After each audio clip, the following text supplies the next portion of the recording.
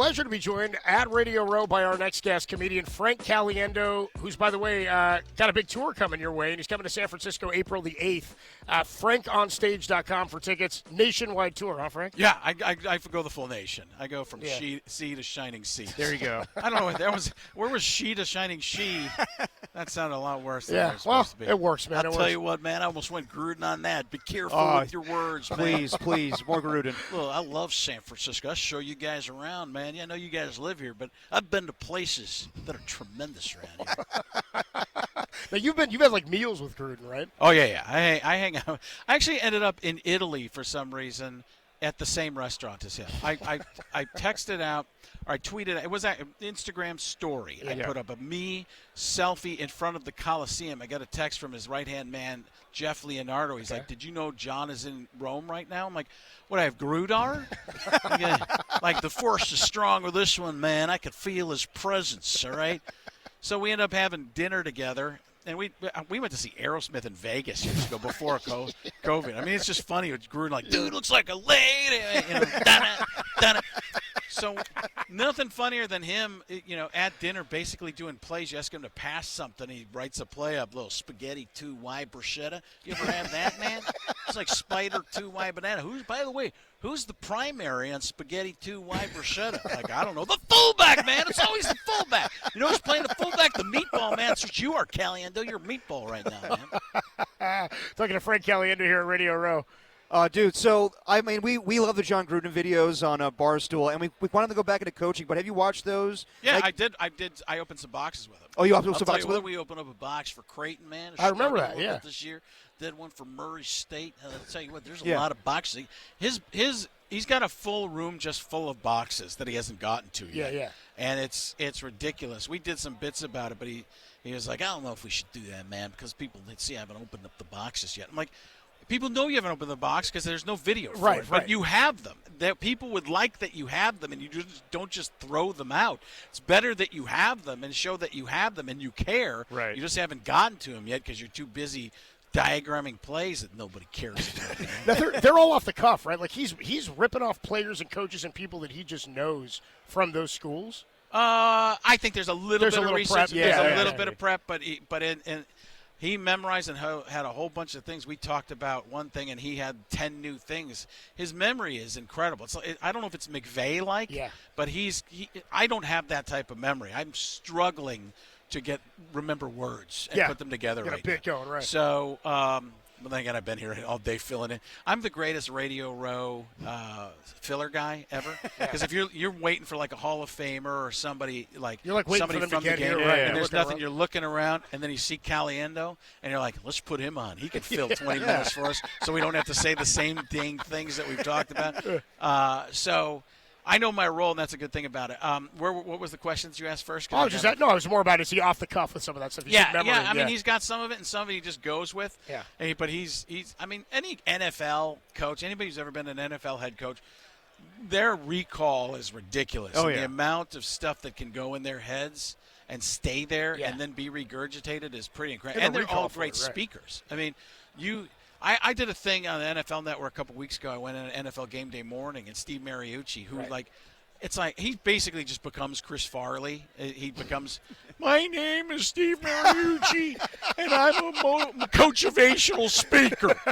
Like, you just watch him. We did a bunch of that and silly stuff like that. But he's got those Chris Farley types of moves. He does. Right. So you can sometimes fill those types of things in. But he's a great speaker, and he's like a grandpa. You should have seen him talking to the little kids that they have out on the field. They're like, you must be the greatest grandpa in the world. It's unbelievable how they're all listening, and you're just explaining things. And you have the gravitas of a National Football League head coach. Pretty great stuff to see. Talking to Frank Caliendo here. Go ahead, Derek. No, so I was just saying, being a friend of Gruden's, is it more entertaining now to watch him, do some of these nicey videos where he's like, hey, man, look at Sam Darnold here, and then he screams and goes to a tirade? Or would you rather see him on the sidelines again and see him be a coach again? I think I think it'd be fun to see him coach again because I think that's what he really wants to do. Yeah. But I think he loves being a part of football. So, and he's doing stuff. He's made himself likable to almost everybody, where he was very – people loved him or hated him. They loved the Chucky or they didn't love the Chucky. And I think he's found a lot more humility along the way. And He's a more understanding person. So I think, you win a Super Bowl. I don't care who you are. I think it's like becoming president, especially a president who's been elected twice. Any two-term president, you're like, how can somebody tell them anything? They're going to listen to what they want to listen to. Because I'm the president, and I'm not just talking about now. I'm talking about every president along the way that you go, I don't see how you can tell somebody that when such important moments, decisions they make affect so many people. Like, you're telling me something right now? So even if they sound understanding, I'm not sure if they can really relate. Really grasp that it, amount of pressure that's on people. I don't think we can relate to that. So. Talking to Frank Caliendo here. I'm sure people have asked you before, and I think I've heard you talk about doing your Gruden impression for him maybe like the first time. That's got to be one of the more awkward things. Is there anybody who's... Well, I want people to like. I want the people I do the course, impression to like You're it. not it's not a mockery. Yeah, right. I mean it is. To an extent. But I mean, it's. I find the thing I like about the person. Right. So if you like the person, you're doing it for the quote-unquote right reason. Sure. That's what Madden didn't get for all those years. I finally made John Madden's grandkids laugh. He's like, I get it now.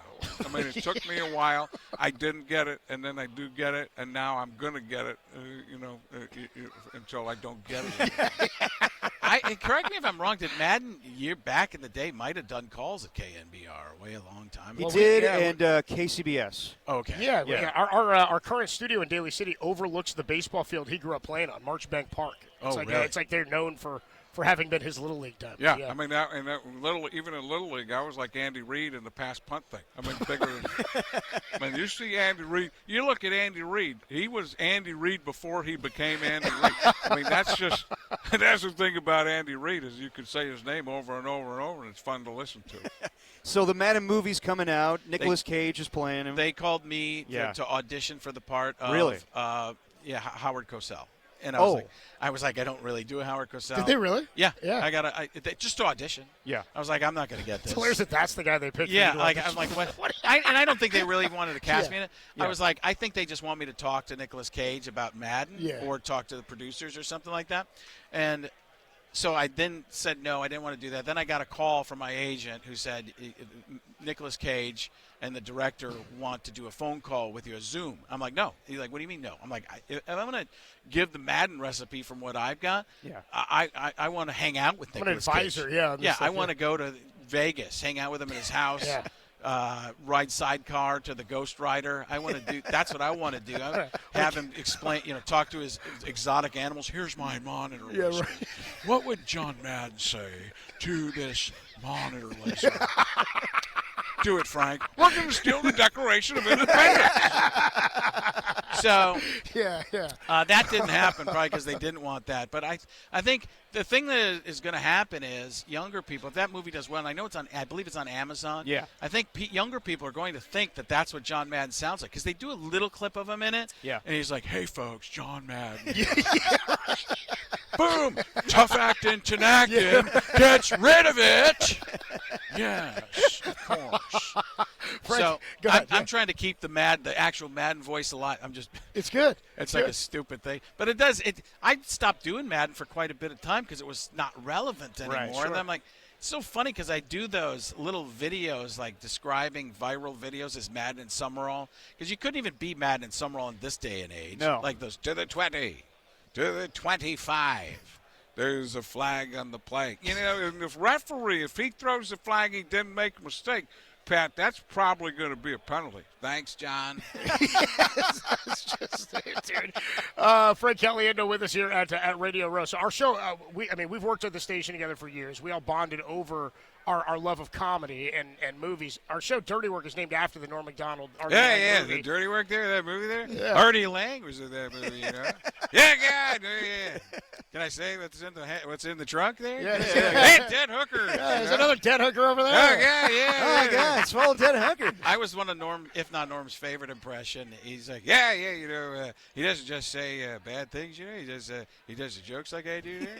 like I was always amazed at Norm because he could make a normal word funny. Yeah. Right. Like just talk about the simplest thing. You ever go to the grocery store? You ever been there? And why am I laughing so much at grocery I know, stores? it's exactly like it's it. brilliant. Yeah, they got those demonstration people. You ever have those people that sell you the hot dog there, you know? And I was like, oh God, I do want a little meat on a stick there, you know? But then you eat it, and you're like, oh, I'm going to buy some of these. So So did you know Norm?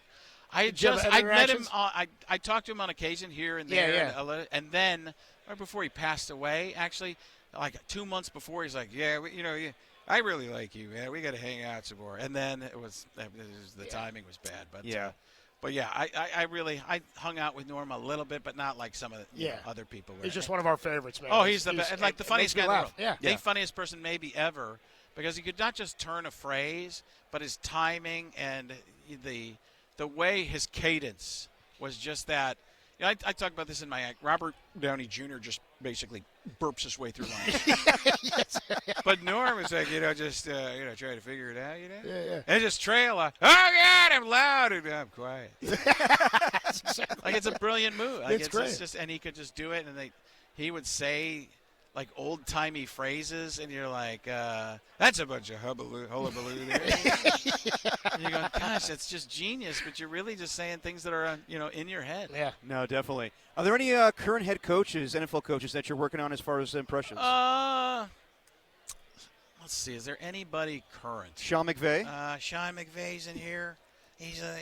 That's actually getting there back today. Takes a second to get around to it, and for some reason he sounds like he's from Chicago. Yeah, he does. That doesn't make a lot. Somebody did a McVay for me today, and they hit the high note, which is more the yelling. But I like that. We're gonna you get contained, everything's fine, and figure it out. That's kind of my McVay. That's the one that I riff on that, but it's the screamy, methy McVay. Yeah. You know what I mean? Let me hear what you got. It was a great year for all of us. We thought it was pretty good. It was a tough hassle for us, or a tough end to the season. But the refs work hard. The Seahawks work hard. We love the work they do. Okay, so you're better. I think yours better than mine. What I would do is you got to bring it from the back of your throat up a little bit more, Okay. And then it's up in here. It's up. He I'm doesn't more go, back it here. doesn't. Yeah. There's not a lot that he does back there, but you have the pitch. That's it, right yeah. there, and if you get the little bit that deep and that high, then it's like, I mean, it's already good. Gotta It's work already- on it. Appreciate it's already it, yeah. Great.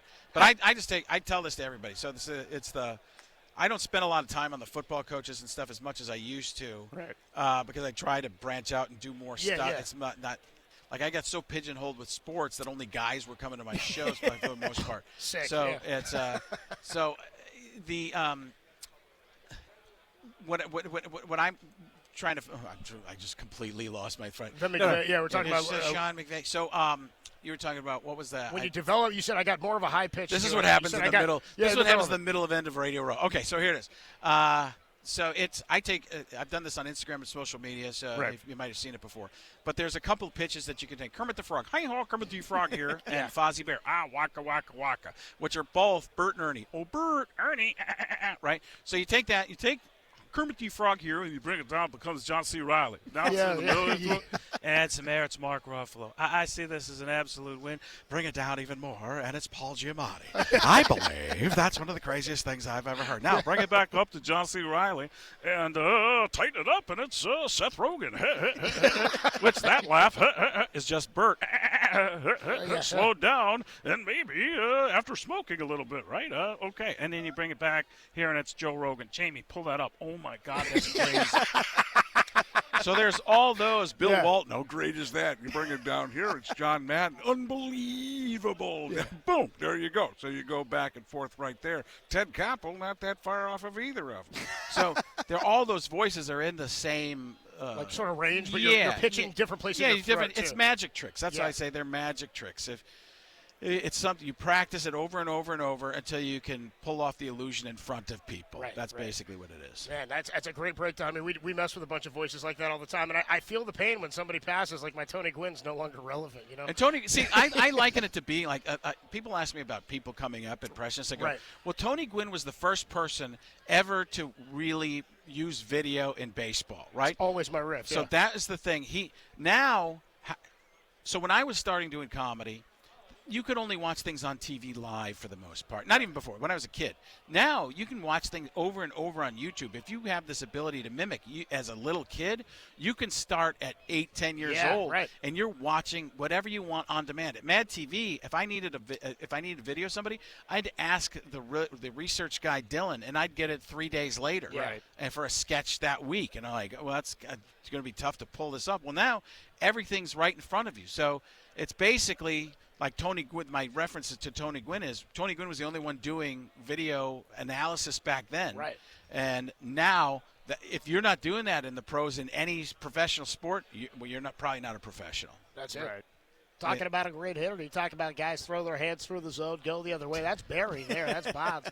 Anyway, Frank Caliendo. You got to do hitter man? Is Yeah. that, you ever see that guy? The batting Yeah. stance guy? Yeah. Yeah. Well, no, not Banks. Hitter Who's man. hitter man? He's the guy who works with supposedly Aaron Judge that has the different Oh, type the of swing. waggle? Yeah. Well, it's the flip the bat back It's like and a then torque, turn, yeah. and it's the Barry Bonds swing is basically what it is. That when you watch Barry, his hands, he's lefty, right? So Yeah. his inner Lower back elbow. was tied to his hip, Right. and then it would turn, and your whole body turns, and the way the bat slings, it stays through the zone That's how a he got to longer the period inside. of time. Right. Yeah, and it's just, and I kind of agree with it, but all the major league hitters are like, no, that doesn't work for everybody, and I'm like, what do you know? Yeah. Why be like I Bonds? was all conference second team in the Braveland Conference in the 90s. I know what I'm talking about. Frank Caliendo, Braveland second team in the 90s. My brother used to throw batting practice to Craig Counsell. That's Yeah? Oh, nice. back How in the good day. deal, man. One of the best in baseball, highest paid manager in baseball now.